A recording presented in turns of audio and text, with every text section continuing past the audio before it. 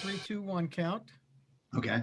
All right. We look like prisoners in a war movie or something like that. You do. You do. Yeah, actually, the two of you actually look like you're supposed to be reading a statement from your captors. Yeah, yeah. $1 And million. America is the great Satan. Yeah. Death to America. This is and- recorded. Remember, Dugan. So And all hail Puerto Rico. right. All right. Zanzibar. So we're ready. Or Guam, either way. All right, stand by then. Here we go. In 3, 2, 1, you're live. Oh, hold it. No, you're not. No, you're not. So we're not going to hear the music. You are not. All right. We'll just go on your cues. Correct. In 3, 2, 1, you're live. Welcome back to Voices of Santa Barbara. I am Mark McIntyre, your host, and this is a very important day here in America, but we're not going to talk about politics. No, because you're all distracted with politics today. January 6th, the Electoral College. I know you want to talk about politics. We're not going to do that because I have here in my makeshift studio, as though we're supposed to read, we look like we're going to be reading a manifesto for a revolution. But sorry about that. I mean, that's not what I was called in for, but I can do that too. I have in studio today as my guest on Voices of Santa Barbara, Alex Madagian. Alex Madagian was born in Santa Barbara, lives in Goleta. His family still lives. 20 years, yeah. Still lives, yeah, that's right, because you're 22 and you spent the last 2 years in I'm Washington, 23 DC. years old. You forget.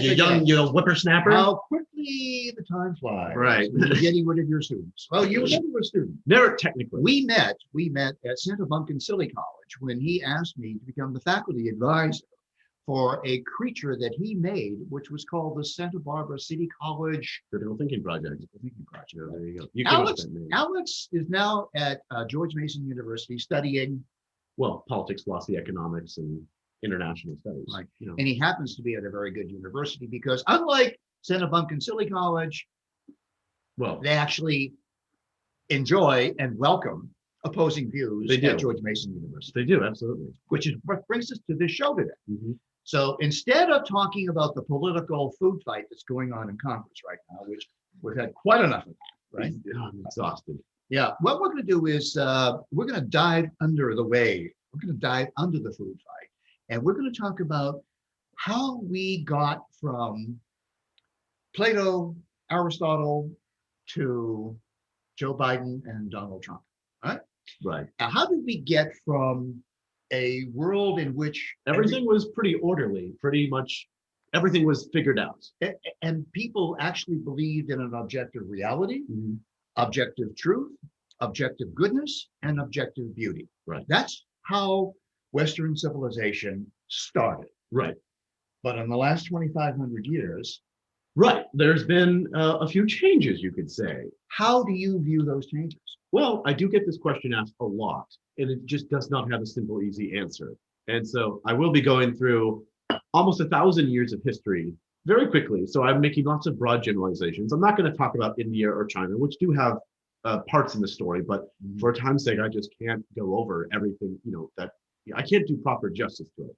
My greatest hope is that this is an invitation for you to look into this. Yeah, So- and we're not going to be using fancy schmancy, long philosophical terms. Right. We're going to be using a couple: epistemology, which is theory of knowledge, right. and metaphysics, which is that which lies underneath the world that we can see and sense. Correct. Those So are the only two philosophical terms that we're going to use, and we already told you what those are. Right. So, I'll be starting at pretty much the end of what's considered the Middle Ages. Thomas Aquinas. Thomas Aquinas basically wrote the philosophy of the Catholic Church, which was basically all of the intelligentsia. That was academia. He wrote it in Aristotle and the Bible and the teachings of the Catholic Do Church. you know who prompted him to use Aristotelian logic and Aristotelian metaphysics in his Summa Theologica? No. Tell me. Yeah, Albert the Great. I see. Yeah, and he was Thomas Aquinas' mentor. He doesn't get a lot of attention,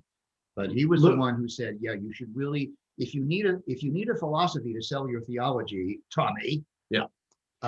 You can't get better than Aristotle." Now look up all these people that we mentioned. So you got him for quite a few years, after that. But then things really start shifting up because the church that he works for is legitimately corrupt. And the Catholic Church more or less admitted this with the Council of Trent shortly after the start of the Protestant Reformation. What is this Protestant Reformation? Well, basically, this Catholic monk named Martin Luther had a long 95 problems with the Catholic Church. In 1517, it was kind of like the start of it all. You also have the printing press at about this time. So a lot of his ideas spread like wildfire. They rapidly spread. That's true. That's true. So with that undermining of the church, which legitimately was corrupt again, you have a big split, both not just in political split, but also intellectual split. And then shortly thereafter, you have the beginnings of the Enlightenment. A big factor in this time of the Enlightenment was the social contract theorist Thomas Hobbes. Thomas Hobbes. Right. You get Rousseau, and you also Locke. get Locke. I don't want to get too much into what each of them believe, but essentially, they started to say that there were you as individuals get certain rights. Your existence has a meaning that's not necessarily given to you by the church necessarily. Right. There are forces beyond your comprehension that give you a reason to exist. And so that was a thing. And that quickly led to the formation of the United States in 1776. But I'm getting very much ahead of myself because I do have to mention Hegel, which is there are very few intellectuals prior to Hegel where everything they said was poison. Truly everything this man said was awful. He is the reason for every wrong and bad idea. But he did say that philosophy came to an end with his writing. That just gives you an idea. Very humble guy. Very, very. Yeah. Modesty was his best virtue, but the second best was humility. Effectively, what he said is that all of human history is kind of going in a direction, and if you just perpetuate your existence, you'll be okay. Right. And I can tell you what direction that's going, he said. Yeah. So he built this elaborate system which everybody revolted against. Right. Right. You get Marx. Marx is probably one of the best revolters of what he said. Right. Marx basically, inverted what he said into secularism. Hegel was theistic in some degree, but Marx, what he did is he sucked out the God from his theory. But let's take this opportunity to bring back the Plato, Aristotle objectivism and marry it up to what Hegel did and what Kierkegaard did, which we haven't mentioned yet. But so just to reset the what we're talking about, folks, is that for a very, very long time in the West, Plato and Aristotle, their objective philosophy, epistemology. Right. How do you know what you know? Both of them believe that things exist outside of our thinking about them, and then we can know what they are with a high degree of certainty, and some of them even said with an absolute certainty. Correct? Plato said that. Right. But there's this ever since Martin Luther and all these different people started eroding this objective certainty, which originally was just given to us by the church. We just believe whatever the church said. Reveal truth. It started eroding, and I'm not necessarily saying that's a good or bad thing. I'm just saying this is what it was. And then I love how we're not even in this century. I know. we're coming up to our first commercial. Right. Hang on with us. Right. We're gonna cut this up into 5 podcasts because Alex and I do a podcast together called the Alex and Mark Show. So this Voices of Santa Barbara episode for 40. We finally get to talk about what we talk about on the podcast for more than 20 minutes. Exactly. But anyway, basically, we're at the mid 18th century, in case you want to know. Right. You start getting the transcendental movement, Waldo Emerson, Walt Whitman. Yeah. They start really pushing this idea of, reality is not objective; it is relative. They are the first people that really start pushing this in the public sphere. Interestingly, because you and I we've been reading a book together called Purity of Heart is to Will One Thing, written by the founder of existentialism, whose name was Soren Kierkegaard, right? That's how you pronounce the name. It's not Kierkegaard. The D is silent in Danish, so it's Kierkegaard. That's how you pronounce it. Anyway, he was a theist. He dies in 1855. Yeah. And what he did was he took theology from a subject object, like the believer knowing God outside.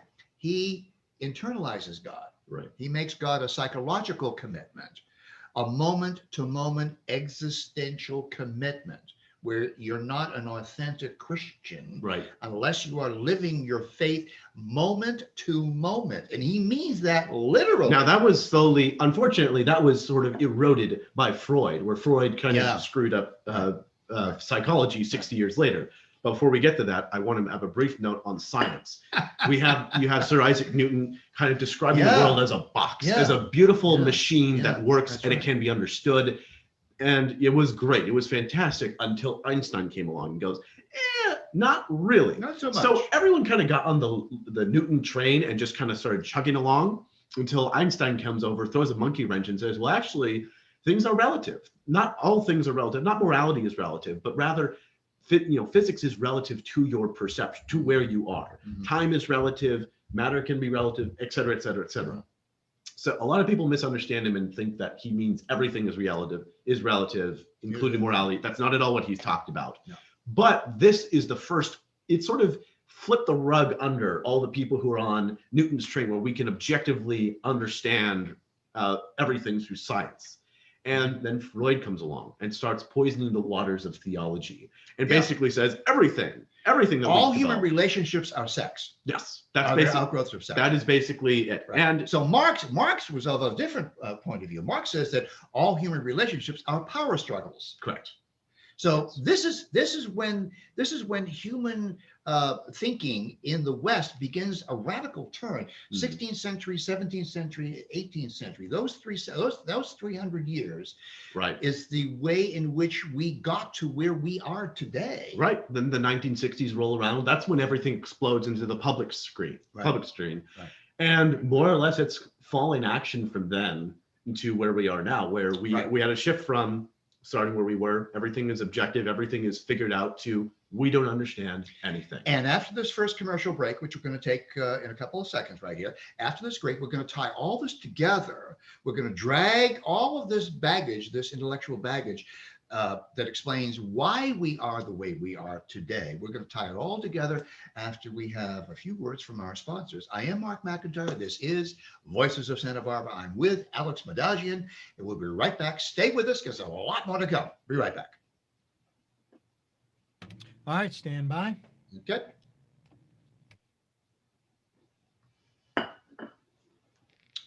Philosophy of education. Yep, that was all right. Yeah. I can't believe we did that. I can't believe we made it through on time. Oh, we did it. Barely. I can't believe it. No, we're good. We're good. We have 200. This is our 270th broadcast. I know. I just didn't think we could get through it. 800 or 600 years. Even what was that? 15 minutes? No, it was 8 minutes. 8 minutes. You had me when you kept going to. All right, stand by. Standing by 3, in the studio. 2, 1. You're live. And welcome back to Voices of Santa Barbara. I am Mark McIntyre, your host, and I'm with Alex Madagian. Alex is a native Santa Barbarian who now lives in D.C., studying at George Mason University, where he's making quite a name for himself. And by the way, I wanted to point out he will be working in the office of United States Senator from Wisconsin, Mr. Ron Johnson. Johnson. Ron Johnson. That's right. So, not McCarthy. no. Congratulations.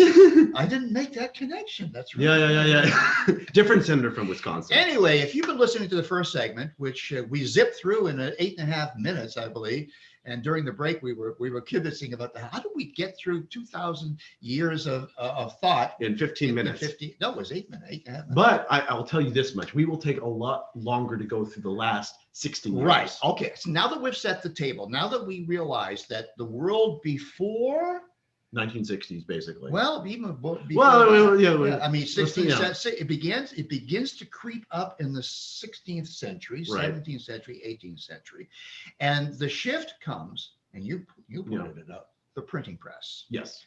the birth of information technology, Right. changes the way in which we think about the world, Right. our worldview. Right. So more emphasis is placed upon the empirical scientific. Mhm.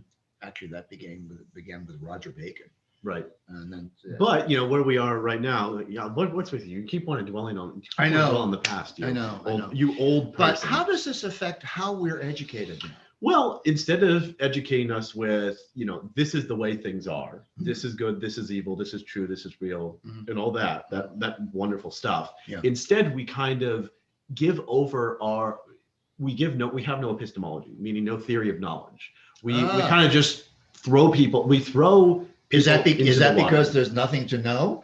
No, not at all. Not at all. I do believe that there are things worth knowing, 100%. However, teachers, and I don't hate teachers. By one of my best friends and greatest mentors was a teacher for 50 years, I believe. I have nothing against teachers, but teachers are not teaching what they used to. They're teaching what to believe rather than how to think. And the reason why this is taught is because it's the loss of objective truth leaves us all grasping for something. So what they have done, the academia has kind of given us a revealed truth that they have more or less created out of nothing. It's a combination of Marx and Freud and Hegel. It's kind of like an amalgamation of those things, depending on the department you're in. They kind of have given us that objective truth. In an ironic way, they kind of have become the Catholic Church in the during the time of Aquinas. They've formed it by committee over many, many years. They have figured it out, and it's just your job to accept it. Right. And so, but what if they're teaching today what to believe rather than how, or what to think rather than how to think? Because you're right, they're not teaching how to think. Right. Literally not teaching, except maybe at places few and far exceptions. Well, at your university, opposing so. views are accepted.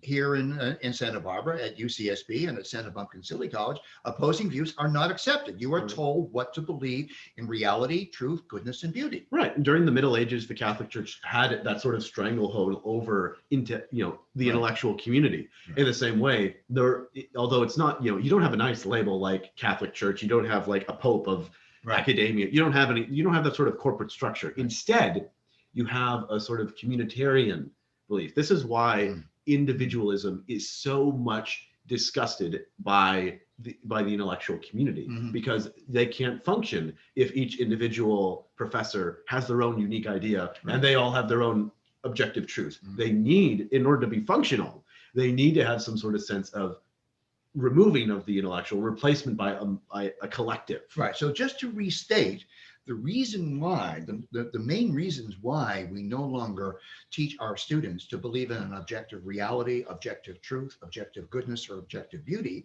is because of thinkers like Karl Marx, who says that all relationships have nothing to do with reality or objectivity. They have to do with power. Power is the only reality. Freud says the only reality is sex, right? Yeah. And so isn't it really somewhat of a contradiction that we are now told what to believe when they don't believe that anything is objective? I mean, okay, so what does the relativist say? What does the epistemological relativist say? The epistemological relativists today, the professors say, there is no absolute truth, including the statement there is no absolute truth. How can you make a statement there's no absolute truth? Absolutely. You have to, exactly. You have to make some sort of compromises with reality if you dare say it. Yeah. Now to what we originally promised we'd get to. Why is this nuttiness between Trump and Biden? Why are there so many people in different camps? Why do people vote for one way or the other? Right. Because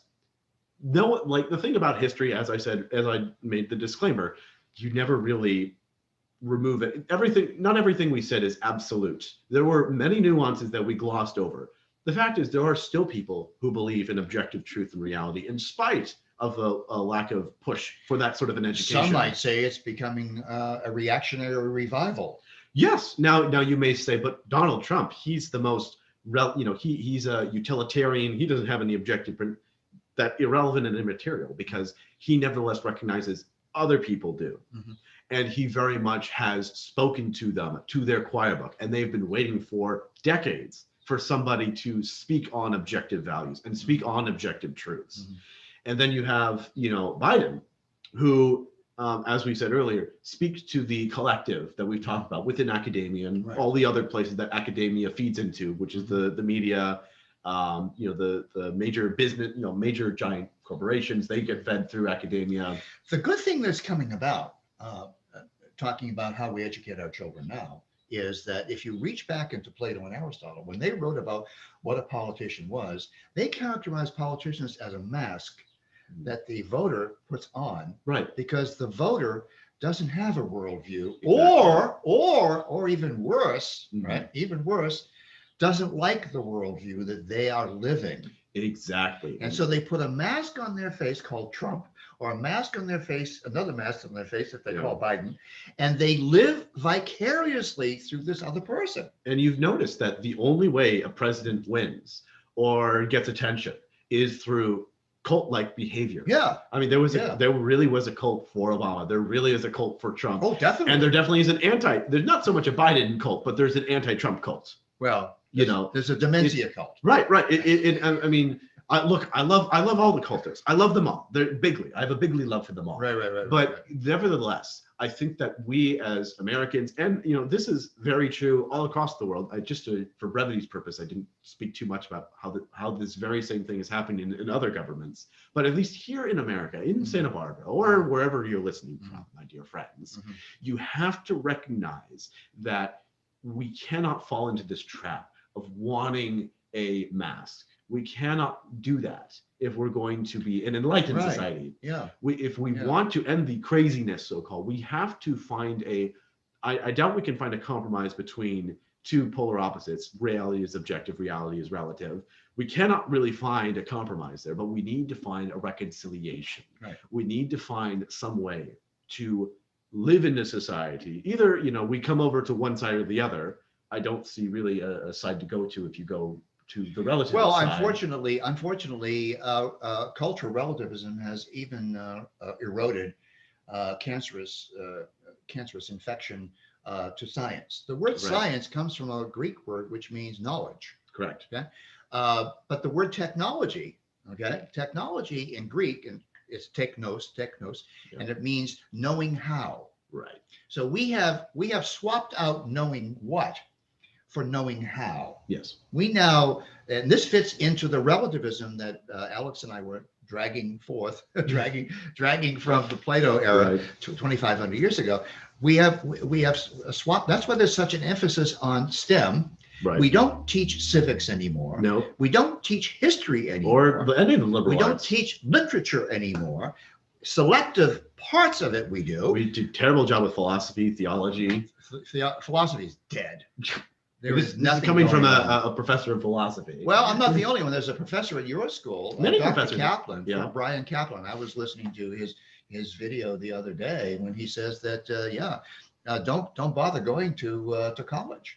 Don't bother college at university. I mean, granted, these are two professors we're talking about, but the effects are very real. I mean, we have a short time left, but I guess I'll end with, there's a reason why we have such political instability. It's because we have not taught anything about how to have a stable individual. Exactly. And that's what we're going to talk about in the next segment, folks. You're going to stay with us. We're going to talk about how the fact that politicians are educated by academics, and academics are influenced by their mentors and their prior teachers. So we're going to walk you through how the Frankfurt School in Germany, the failed Marxist economics in Germany, got booted out of Germany and found a nice home. Guess where? At Columbia University in New York City. Right. Anyway, we're going to have a lot of fun on the next segment, so stay with us. Mark McIntyre, your host, and Alex Madagian will be right back after these messages. All right, stand by. We're doing it. You cannot minimize. Okay. What was the next thing we're going to do? We're going to go through the new school of the Frankfurt School. Remember that. How it was. Oh, you were looking for that. Yeah. Where is it? I don't know where it is. You were. Let me find. I think it's here. Oh no, it isn't here. Where is it? What did I do with it? No, not that. Go scroll down. All right, you ready? Hold on. Just give us a second. We're looking for our script. I think Yeah. this is it. This is it. Okay, so Difference older and younger generation. Oh, okay. okay, so well, all right. Sorry about that, Richard. Okay, No worries. we're now ready. Yeah, all right, here we go. In 3, 2, 1, you're live. Great conversation we're having here. Welcome back. Alex Medaj, and he's been on Voices of Santa Barbara and the old show, How many times? Minds That Matter, the Minds That Matter. How many times? How many times? And we also have a podcast. And we have a podcast. You should see that. Alex and Mark show. You should see it. We have 30,900 downloads over 2 years. Check us out on iTunes. Yeah. iTunes, all that stuff. Anyway, so what we're going to do in this segment is, now that we have set the table for the transition between objectivity, objective truth, objective reality, objective goodness, and objective knowledge, how we went from that for 2,500 years that fueled the progress both artistically and scientifically and technologically, built what we have today, and now it's being torn down because our students are not being taught that there is such a thing as reality. Right. There are real things, and we can know what they are. Right. Yeah. Absolutely. I mean, look, we talked. I'm not going to go too much into the history. I think it's more poignant to talk about the current instability right now. Please take it away, because I want to find out what your generation is thinking. If we talk about the differences between the two different generations, your generation, as you often express, Right. talked about how you were brought up in that sort of Aquinas-y school of thought. Objective world. Objective There was world. an objective world. We were measured by how we measured up to that objective standard. Correct.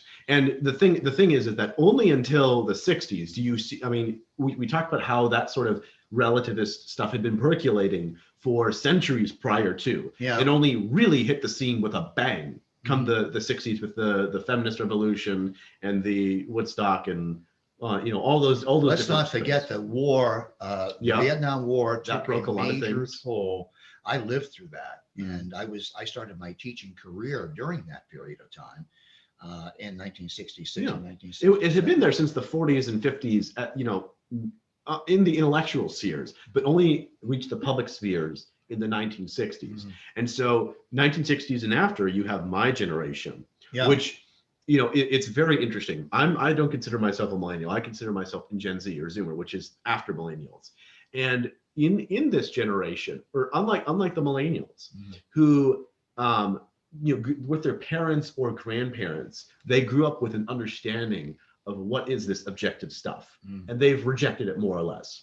And I see them as kind of, it's very unfortunate. They kind of took the blame for everything. Yeah. They let boomers be they let the boomers be their, make them into their whipping boy, basically. Well put. And then the Zoomers come on the scene with their okay boomer, just kind of breaking through it, like just shattering both generations. The millennial, I'm going to speak a lot about in a positive way. Yeah. But effectively, we're very frustrated and annoyed that there's this hole in our soul that is filled by objective truth. We want some sort of thing to cling on to that is real, true, good, and beautiful all throughout time and does not change. We want that desperately, but we don't know, we don't have a clue what it looks like, because prior generations have rejected it, and they have built a society which has rejected those things. And you're told that those are old ideas, and we don't need any more old ideas. We have new ideas. And that is why people like Jordan Peterson are I was so going to popular. ask you about that. Yeah. That's why he's so popular with my generation and many of the millennials who did not grow up. Why is that? It's because he attempts to fill in the void. He stands in the void. He does not fill the void. He stands in the void. And that's pretty much everyone I've talked to who has my sort of similar views that I do on the view of the universe, and basically agrees with everything I've said prior to this, is that what he is a transition figure. He sings from the choir book, but he gives you psychology. He doesn't really put his foot down per se. He gives you the tools you need he gives you a flashlight, but he still lets you wander in the dark. But he also gives you a routine and a discipline which you are lacking. Yes. Make your bed, stand up straight, defend yourself. Yes. Accomplish, make a list of things you have to do today. Yeah. And have a purpose in life. That's right. I mean, if you read his 12 rules for life, that's filled with all of that. And especially young men your age are gravitated towards that, reading that. Right. Probably the big difference between the right and the left, both politically and through any means you can, is on the right, people see other people as in terms of hierarchies. And on the left, everyone sees everyone equally. Now, what do I mean by this? It means that if you're on the right, you see, okay, this person is good, this person's less good at this or that. Could be morally, could be physically, could be whatever.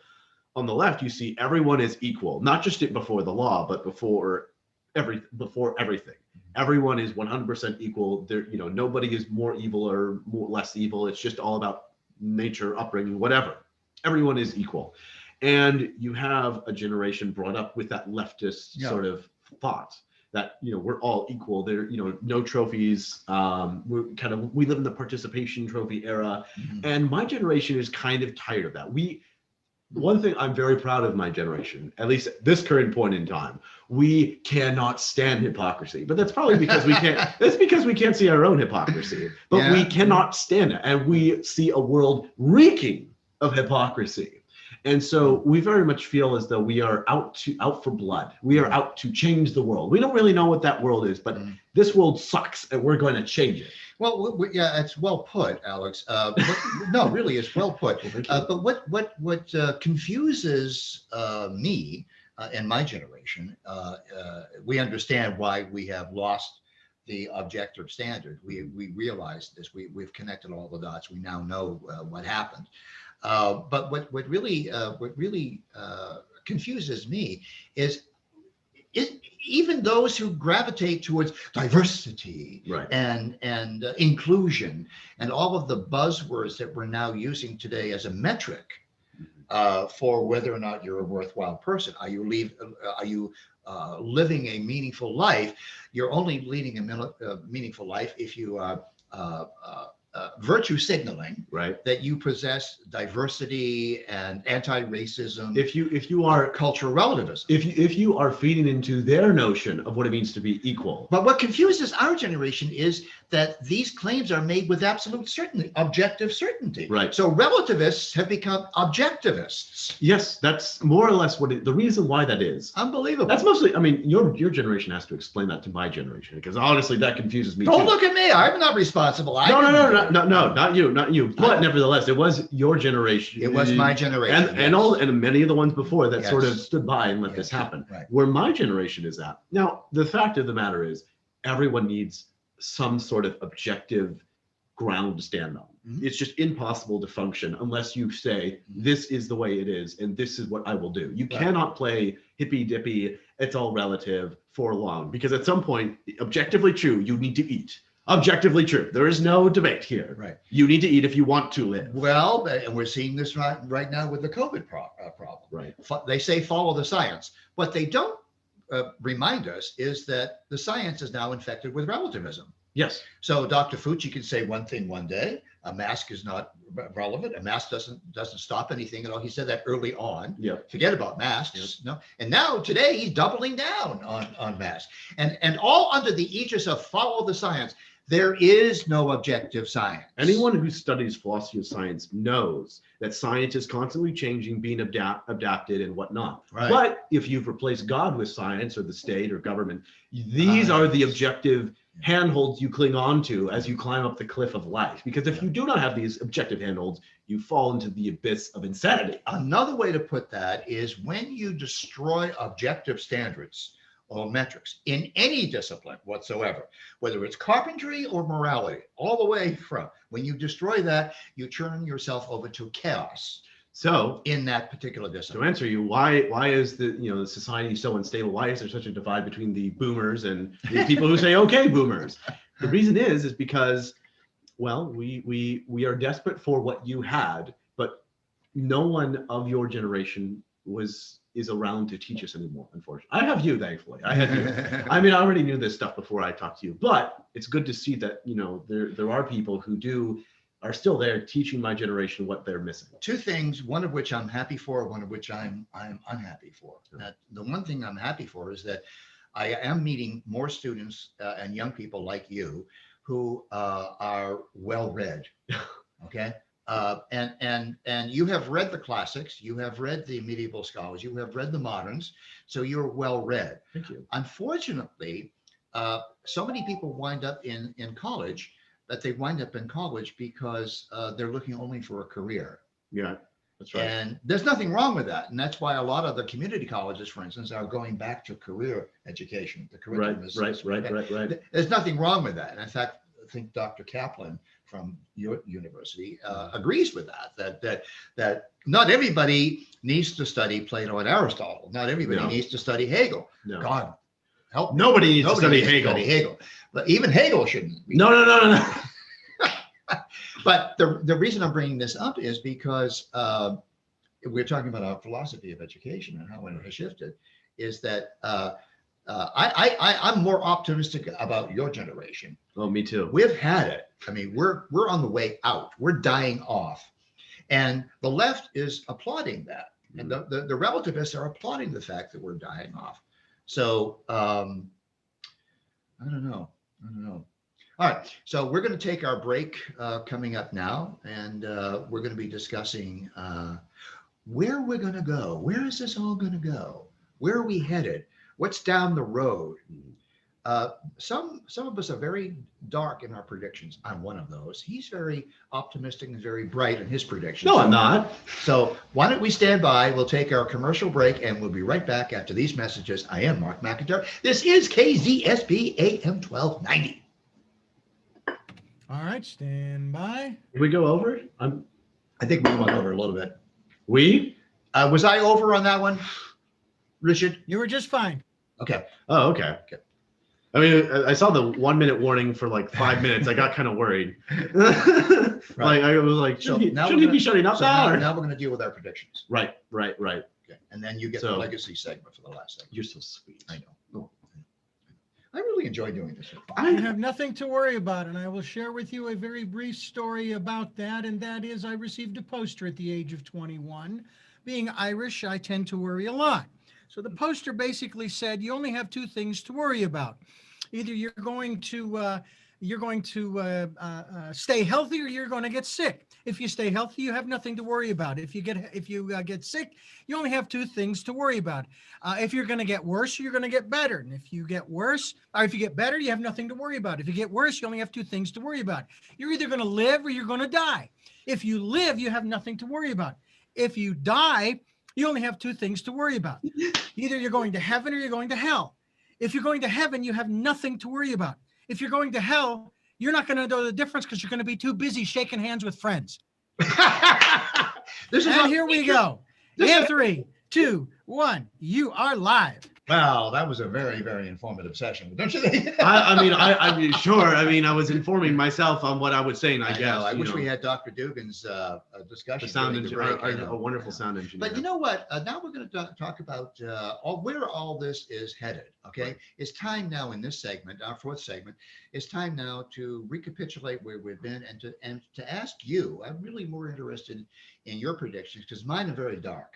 Mine are just as dark. I don't know why. Like you try and paint like, oh, I'm the pessimist and he's the optimist. No, I'm pretty pessimistic. It's called dramatic conflict. Well, it's not. It's not going to be like you know me. I'm not very dramatic. This is entertaining. You're like, you're not very dramatic. Not at all. Tell that to your mother. Tell that to your mother. Well, I don't need to. I kind of tell her. All right, let's start with your predictions. A lot of people are very worried about where civilization itself is headed. Right. Globally, sure. The East, the Middle East, and the West. Okay, go with your. How do you see this? Gee williker whiz. I mean, different things for different regions, but I'll stick to just America because I can only say so much in 12 minutes. Please. A lot of people talk about. I mean, I know you've been talking about a shooting civil war for many, many years, for decades, and only now are you seeing people actually concerned there is a legitimate worry about a shooting war. I don't think it will be a shooting war. I think that there will be a conflict of some kind, perhaps cyber, perhaps bio warfare. I'm very concerned about that, drone warfare. I don't think it's going to be armies lining up and shooting at each other or anything. No, I agree with that. I don't think it's going to be like that. There will be flags and uniforms. No. There will be violence. Yes. And I don't know when that'll happen. Don't know if it'll be in 10 years within, I can say it will happen within my lifetime. And I'm not going to now. I want to make this very clear. I don't like violence. I really do not. I always will prefer peace over violence and conflict and war. Always. I do not want this war I'm predicting. But the way we are going, we are setting ourselves up to demonize. We literally demonize the other people. We do not talk to them. We make caricatures of them that do not exist. We really do dehumanize them as though they're not even people anymore. I mean, I can't remember the statistic off the top of my head, but I was hearing 40% of them, I think something like 40% of Americans believe that the other side isn't even capable of good. That's true on both sides of the equation. Yes, both sides. And that's very concerning because That's when disastrous. when you think the other person is an animal, Yeah. then it's like, shooting and killing. Well, that's is no what different than that's what hunting. the Nazis did to the Jews in Germany. Absolutely. They dehumanized them. Yes. Then you can exterminate them. Exactly. That's the first step. Now- Dehumanize them. Now, at least in America, we have a Second Amendment, and so nobody wants to go right into that. Now, I'm not saying it's going to happen in 2021. I'm not even saying that it's going to be to that scale of the Nazis. I'm not saying that whatsoever. What I am saying is that there are irreconcilable differences that no one is making attempts to reconcile, and that is deeply concerning. You also have our economic impending crisis, which, I mean, really, I don't like the guy Mitt Romney, but the one thing I'll say he had going for him is he did a lot to raise awareness of the debt, which I would argue is one of the most important domestic issues. Which he has now abandoned. Yeah, which everyone is abandoned. Yeah, he voted for the spending bill, so it's like, okay, I guess we're Toss that out the window. jumping that ship, But seriously, though, people don't realize that is what happened in Nazi Germany. You have Weimar Republic deciding, you know what, we can't afford anything, so we'll just put more zeros on bills. That'll make us afford things. Apparently, I was wrong. Money doesn't grow on trees, but it does grow at the Federal Reserve. Right. And value doesn't just come out of nowhere. And at some point, people, because we do not back the dollar with gold standard anymore, thank you, Nixon, there will be a time, if we continue the trend we are, and there seems no reason why we will curtail it, where the dollar will collapse. And when the dollar collapses, you will see a domino effect across the world because other countries have their debt in US dollars. So if the dollar goes, those countries go. You will see international collapse of governments everywhere. And then where we saw international economic collapse, Weimar Republic, hello, who took over after that? It was the Nazi Party. Now, I know it's very common to just go, well, it's just like Hitler. Well, it's just like not. And I understand history is complicated. There are nuances to everything. It will not be exactly like the rise to Hitler, but it provides a very powerful example of what is at risk if we just sit here on our hands and do nothing. And I'm not talking, I do think that you should be involved in society, you should vote and whatnot. But what's more important than voting, what's more important than all this stuff is actually talking to people you disagree with, entertaining views you disagree with, have a life of ideas, continuously seek to have yourself proven wrong, because that way you refine yourself and you become a better person. Learn to find humanity in the people that you politically disagree with. That is how it can be avoided. And I pray to God that it happens, that you talk to people who you philosophically and politically disagree with. We desperately need that. If you are to listen to anything I said, other than Hegel is trash, like, please, I hope you understood that. Please understand, you have to listen to different points of view. I will listen to a person who likes Hegel. That is how desperate I am that people hear that message, that we need to listen and appreciate ideas we do not agree with, and humanize people who hold those views.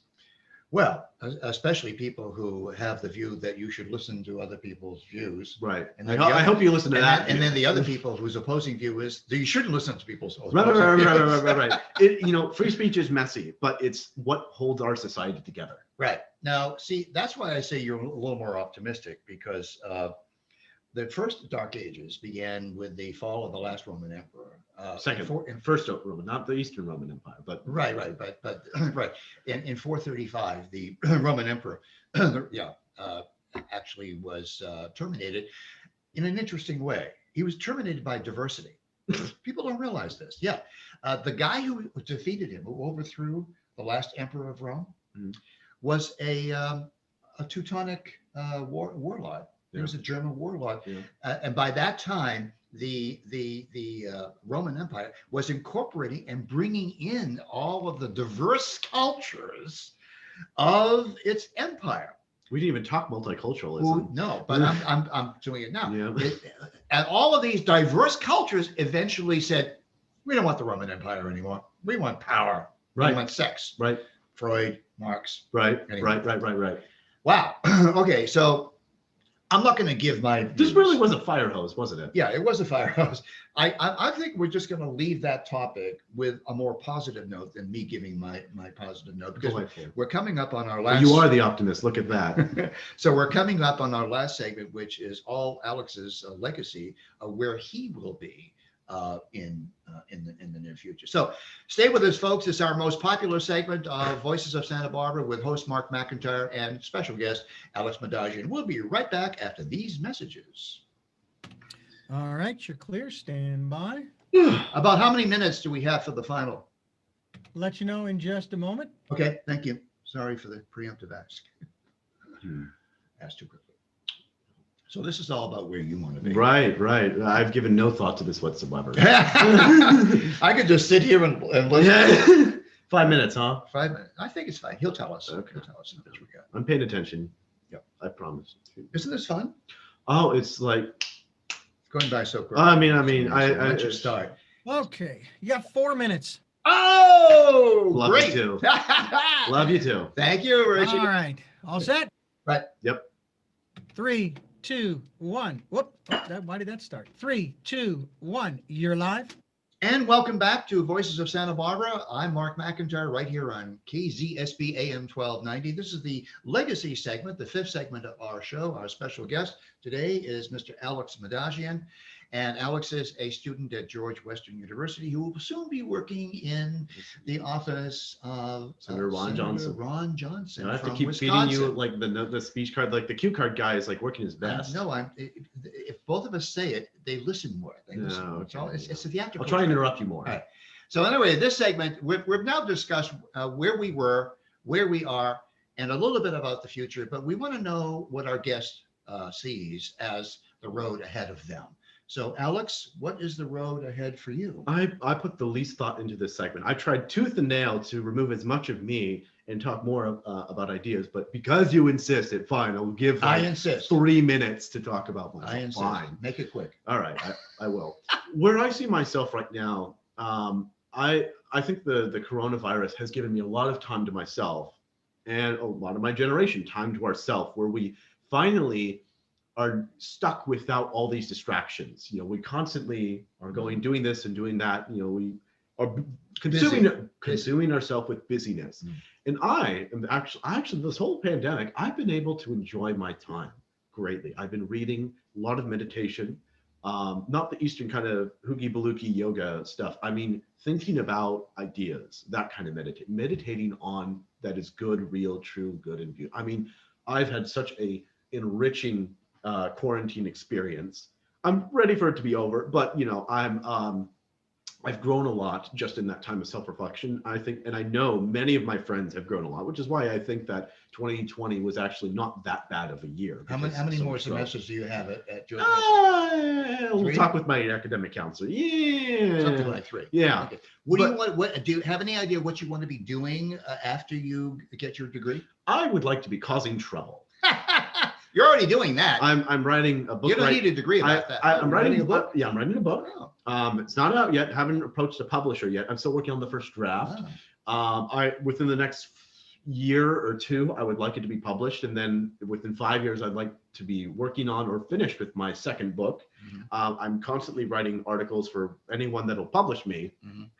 That's something that's consuming a lot of my time. I want to be known for my ideas rather than my resume. Mm-hmm. That's really important to me, is that people, because I really want to help people who I will never get to personally meet or mentor. But if they can read my words or listen to my podcast and listen to my words, maybe, just maybe, I can help them become better people. Because listening and reading to other people has helped me tremendously. And if I can do just a little bit of that same help to other people, I think I will have lived a very worthwhile life. If you could recommend one book. No, I can't, but. No, come on. Okay. If you can recommend one book that our listeners should be reading or should be on their list, what would it be? Besides the Bible. Okay, thank you. Yeah. Thank you for that. I would recommend one book that I've been reading that has been remarkably powerful. Is Purity of Heart is to Will One Thing by Søren Kierkegaard. We talked briefly about him in previous segments, but effectively, I think that he encapsulates a lot of the craziness of this world and how we can harness that as individuals and how our walk in the desert. We're gonna have to leave it at that because the news is gonna come right on top of us. I want to thank you, Alex, for being here. Happy better New Year. Thank you. And to you folks out there, happy better New Year. Be kind to each other, start in and keep reading and writing and seeking absolute truth, objective truth, reality, goodness. And we'll see you all very soon. Bye. So long, folks. Bye-bye. Audio Jungle.